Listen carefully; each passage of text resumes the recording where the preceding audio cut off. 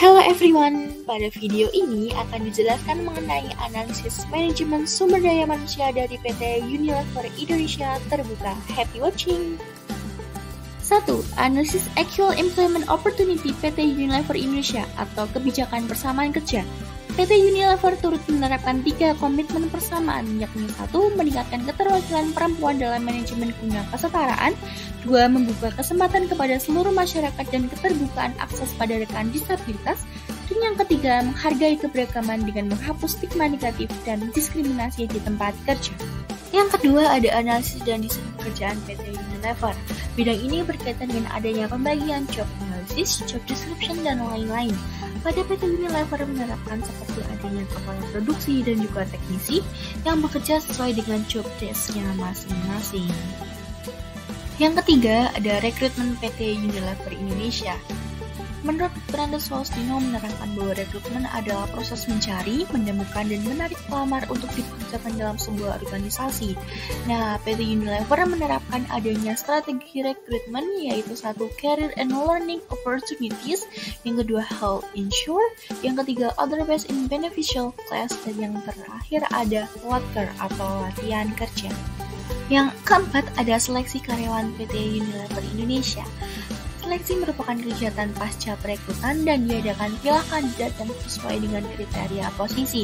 Nah, PT Unilever menerapkan ada beberapa tahapan seleksi. Yang pertama ada seleksi surat lamaran, pengisian blanko lamaran, pemeriksaan referensi, wawancara langsung, kemudian tes penerimaan yang meliputi tes kepribadian dan minat, tes prestasi, tes bakat, tes pengetahuan, dan tes kesehatan. Yang kelima ada pelatihan SDM PT Unilever Indonesia. Pengelolaan SDM atau pelatihan SDM berfungsi untuk meningkatkan kapasitas diri SDM dari organisasi atau perusahaan guna menghadapi tantangan global di masa yang akan mendatang.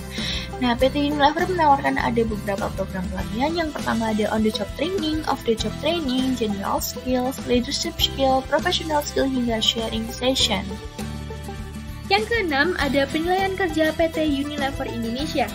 Penilaian kerja merupakan kegiatan pemberian nilai atas setiap kinerja dari karyawan dalam sebuah perusahaan pada kurun waktu tertentu. Nah, PT Unilever menggunakan metode Balanced Scorecard untuk menilai karyawan yang bekerja di dalamnya. Metode penilaian Balanced Scorecard merupakan penilaian yang menggunakan sistem pengukuran kinerja dalam pekerjaan yang berindikator non-keuangan dalam meningkatkan kegagalan dan relevansi kerugian dalam akuntansi manajemen. Kerangka berpikir dari metode Balanced Scorecard adalah adanya keuangan, pelanggan, proses, pembelajaran, dan juga pertumbuhan. Cara menghitung penilaian kerja menggunakan metode Balanced Scorecard adalah dengan range kerja sama dengan pencapaian per tahun ini dikurangi pencapaian per tahun kemarin atau sebelumnya dibagi pencapaian tahun sebelumnya dengan standar penilaian A, B, C, dan D.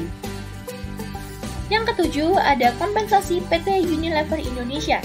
Kompensasi merupakan hak yang wajib diberikan perusahaan kepada karyawan dalam rangka timbal balik atas pekerjaan yang telah dilakukannya, baik dalam bentuk uang maupun uang. Nah, PT Unilever menerapkan kebijakan kompensasi sebagai berikut. Yang pertama ada pembayaran pokok, yang kedua pembayaran prestasi, yang ketiga pembayaran insentif, dan yang keempat ada pembayaran tertangguh. Yang kedelapan ada motivasi dan kepuasan kerja PT Unilever Indonesia. Motivasi diartikan sebagai keinginan yang berasal dari dalam maupun luar seseorang untuk melakukan sesuatu. Kemudian kepuasan kerja diartikan sebagai adanya rasa bangga, puas dan senang terhadap suatu hal namun sifatnya individual. Kemudian PT Unilever memberikan motivasi kepada karyawannya melalui 2 cara, yaitu motivasi langsung dan tidak langsung. Kemudian adanya alasan karyawan PT Unilever menyatakan kepuasan terhadap pekerjaan di PT Unilever, yakni 1. Adanya gaji yang besar, kesejahteraan terjamin, termasuk ke dalam perusahaan besar dan digital, lingkungan kerja yang bagus, sistem manajemen yang baik, peduli terhadap karyawan, fasilitas yang baik, serta adanya prestisius. Kemudian 8 dari 10 orang karyawan PT Unilever menyatakan dirinya puas bekerja di PT Unilever Indonesia. Yang ke-9 ada tren terkini yang mempengaruhi SDM PT Unilever Indonesia. Nah, di PT Unilever Indonesia ini terdapat sebuah tren baru yang bernama New Trends in Consumer Behavior After COVID. Ini merupakan tren baru yang timbul pasca dari adanya pandemi COVID-19. Ini merupakan tren yang mengubah hampir seluruh tatanan kerja karyawan di mana pekerjaan yang seharusnya dilakukan secara langsung kini beralih secara daring atau online. Yang ke-10, adanya karir dan retensi pekerja PT Unilever Indonesia. Nah, PT Unilever Indonesia menerapkan adanya manajemen karir yang dirincikan sebagai berikut. Yang pertama, adanya pengadaan melalui rekrutmen, orientasi, dan latihan kerja. Yang kedua, penggunaan, yakni proses sinkronisasi kemampuan SDM dengan tugas yang dibebankan. Yang ketiga, dengan pemeliharaan. Unilever bertanggung jawab atas terciptanya kekondusifan lingkungan kerja dan juga karyawan. Kemudian, tingkat retensi pekerja Unilever bisa diukur melalui jumlah persentase keluarnya karyawan yang memegang peran penting. Umumnya, standar minimum retensi pekerja sebesar 3%. Ke-11, adanya manajemen keselamatan, kesehatan, dan risiko kerja PT Unilever Indonesia. PT Unilever Indonesia menerapkan adanya sistem OHSAS atau Occupation Health dan Safety Assessment Series dan menerapkan program BSET atau Behavior Based Safety.